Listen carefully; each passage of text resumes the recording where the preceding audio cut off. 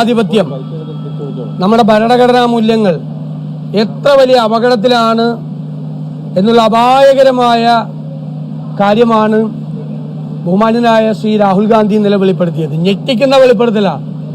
തെരഞ്ഞെടുപ്പ് ജയിക്കാൻ വോട്ടർ പട്ടികയിൽ കാണിച്ച കൃത്രിമത്തിന്റെ ഏറ്റവും വലിയ ഉദാഹരണമാണ്.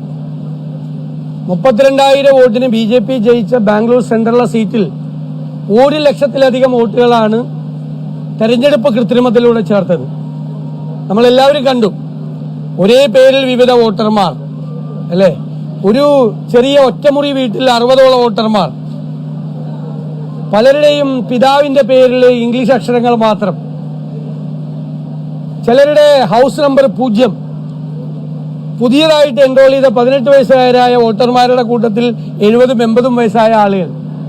വ്യാപകമായ അഴിമതി രാജ്യത്തുടനീളം, മഹാരാഷ്ട്ര നിയമസഭാ തെരഞ്ഞെടുപ്പിൽ, കഴിഞ്ഞ പാർലമെന്റ് തെരഞ്ഞെടുപ്പിൽ ഉൾപ്പെടെയെല്ലാം നടന്നിരുന്നു.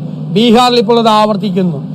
ഇന്ത്യ ഇതുവരെ കാണാത്ത തരത്തിലുള്ള ഏകാധിപതികളായ ഭരണാധികാരികൾ ഇരിക്കുന്ന രാജ്യങ്ങളിൽ മാത്രം നടന്നിട്ടുള്ള തരത്തിലുള്ള തിരഞ്ഞെടുപ്പ് പ്രക്രിയ, ഫ്രീ ആൻഡ് ഫെയർ ഇലക്ഷന്, നീതിപൂർവമായ തെരഞ്ഞെടുപ്പിനെ അട്ടിമറിച്ചുകൊണ്ടാണ് അധികാരത്തിൽ ഇരിക്കുന്നത് നരേന്ദ്രമോദിയും കൂട്ടരും.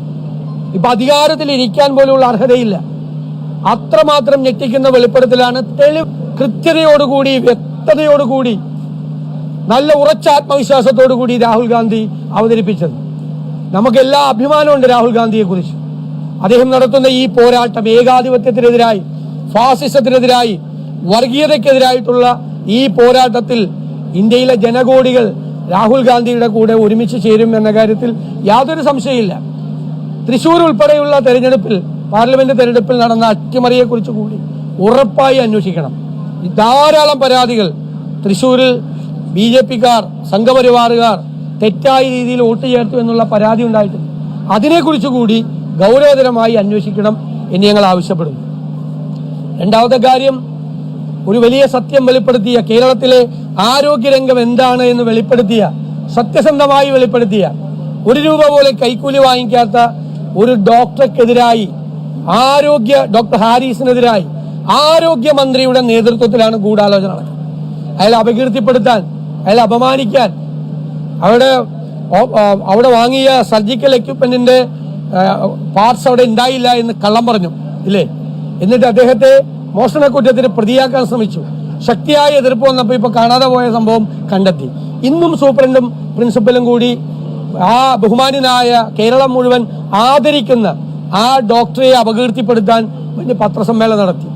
ആ ഡോക്ടറെ അപമാനിച്ച് ഇത് ആരും ഇനി വെളിപ്പെടുത്താതിരിക്കാൻ, ബാക്കിയുള്ള ആരോഗ്യ പ്രവർത്തകരുടെ വായടപ്പിക്കാൻ ആരോഗ്യമന്ത്രിയുടെ നേതൃത്വത്തിൽ നടക്കുന്ന ഗൂഢാലോചനയാണ്. അതിനെ ഞങ്ങൾ ചെറുത്തു തോൽപ്പിക്കും. ഡോക്ടർ ഹാരിസിന്റെ മീതെ ഒരു നുള്ളും മണ്ണ് വാരിയിടാൻ കേരളത്തിലെ പ്രതിപക്ഷം സമ്മതിക്കില്ല. അദ്ദേഹത്തെ ഞങ്ങൾ പ്രൊട്ടക്ട് ചെയ്യും. കാരണം ആരോഗ്യ കേരളം വെന്റിലേറ്ററിലാണ് എന്നുള്ള ദുഃഖകരമായ വെളിപ്പെടുത്തലാണ് അദ്ദേഹം നടത്തിയത്. മുന്നറിയിപ്പാണ്.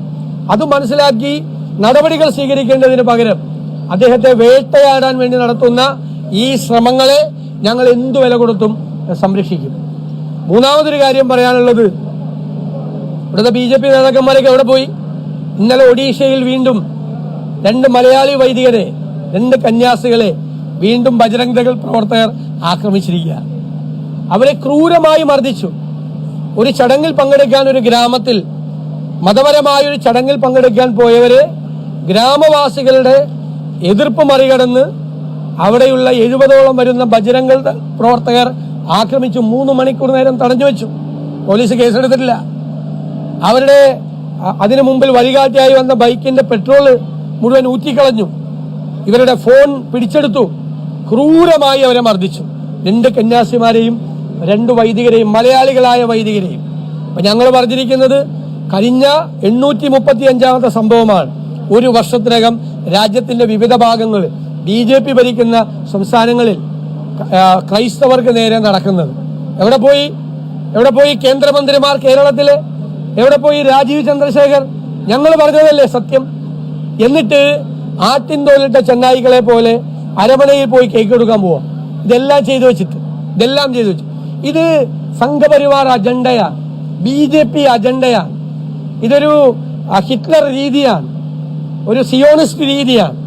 ഒരു പൊതുശത്രുവിനെ ഉണ്ടാക്കിയ പൊതുശത്രുവിനെ വേട്ടയാടുക എന്ന് ജർമ്മനിയിൽ നടന്നതുപോലെ ഇന്ന് രാജ്യത്ത് ക്രൈസ്തവർ വേട്ടയാടപ്പെടുക.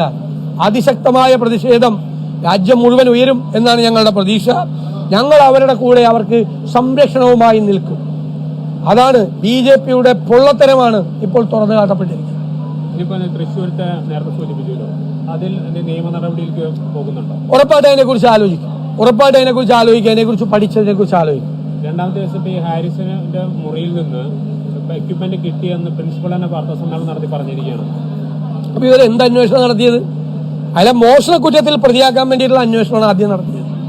അപ്പൊ അദ്ദേഹം ഉറപ്പിച്ചു പറഞ്ഞപ്പോഴും ഇല്ലേ, ഒരു സ്ഥലത്തും പോയിട്ടില്ല, എല്ലാം ഇവിടെയുണ്ട്. 1 രൂപ കൈക്കൂലി വാങ്ങിക്കാത്ത ഒരാളെ കുറിച്ച്, രോഗികൾക്ക് വേണ്ടി എന്തും ചെയ്യാൻ മടിക്കാത്ത, എന്ത് വേണമെങ്കിലും അവർക്ക് വേണ്ടി ചെയ്യാൻ ശ്രമിക്കുന്ന ഒരാളെ കുറിച്ച്, രോഗികൾക്ക് വേണ്ടി ജീവിക്കുന്ന ഒരാളെ കുറിച്ച്, ഒരു ബൈക്കിൽ മെഡിക്കൽ കോളേജിൽ എത്തുന്ന ഒരാളെ കുറിച്ച് ആണ് മോഷണക്കുറ്റത്തിൽ പ്രതിയാക്കി വേട്ടയാടാൻ ശ്രമിച്ചത്. കഫീൽ ഖാനെ BJP സർക്കാർ വേട്ടയാടിയതിനേക്കാൾ ക്രൂരമായിട്ടാണ് പിണറായി സർക്കാർ. എന്തായിരുന്നു ബഹളം കഫീൽ ഖാനെ വേട്ടയാടിയപ്പോ? അതിനേക്കാൾ ക്രൂരമായിട്ടാണ് ഡോക്ടർ ഹാരിസിനെ ആരോഗ്യമന്ത്രിയുടെ നേതൃത്വത്തിൽ ഈ വേട്ടയാടുന്നത്. ഗൂഢാലോചന നടത്തി വേട്ടയാടുക. മുഖ്യമന്ത്രി പിണറായി വിജയനോട് എന്റെ അഭ്യർത്ഥന, ആരോഗ്യ മന്ത്രിയോട് ഈ ഹീനമായ നീക്കത്തിൽ നിന്നും പിന്മാറണം എന്നങ്ങ് ആവശ്യപ്പെടണം. മറ്റൊരു വിഷയം, ചേലക്കരയിലെ കാട്ടാനപ്പേടിയിലാണ് ജനങ്ങൾ. സംസ്ഥാനത്തുടനീളം വ്യാപകമായ വന്യജീവി ആക്രമണമാണ്. ഒരു നടപടിയും ചെറുവിരൽ അനക്കുന്നില്ല. അതുകൊണ്ടാണ് ഞങ്ങൾ മലയോര സമരയാത്ര നടത്തിയത്. മലയോരത്ത് ജീവിക്കുന്ന ജനങ്ങളെ അവരുടെ വിധിക്ക് വിട്ടുകൊടുത്തിരിക്കുന്ന സർക്കാരാണ്. ഒന്നും ചെയ്യില്ല. ആ വനം വകുപ്പ് മന്ത്രി ഒരു കാര്യവും ചെയ്യില്ല, ചെറുവിരൽ അനക്കില്ല. മരിച്ചെങ്കിൽ ഉള്ള നഷ്ടപരിഹാരം കൊടുക്കാം. ഇതാണ് ലൈൻ. പ്രതിരോധിക്കാനുള്ള ഒരു മാർഗങ്ങളും അവലംബിക്കുന്നില്ല. ഒരു പ്രതിരോധ മാർഗം, അതായത് പരമ്പരാഗതമായ രീതിയിലുള്ള പ്രതിരോധവും ഇല്ല, മറ്റ് സംസ്ഥാനങ്ങൾ സ്വീകരിച്ചിട്ടുള്ള ആധുനികമായ സങ്കേതങ്ങളും ഇല്ല. കേരളത്തിലെ വന്യജീവി സംഘർഷം, വന്യജീവി ആക്രമണം എങ്ങനെ നേരിടാൻ പറ്റും എന്ന് കേരളത്തിലെ പ്രതിപക്ഷം UDF ഒരു വർക്ക്ഷോപ്പ് നടത്താൻ പോവുകയാണ്. ഞങ്ങൾ കാണിച്ചു തരാം എന്തെല്ലാം നടപടികൾ ലോകത്തിന്റെ വിവിധ ഭാഗങ്ങളിലുണ്ടെന്ന്.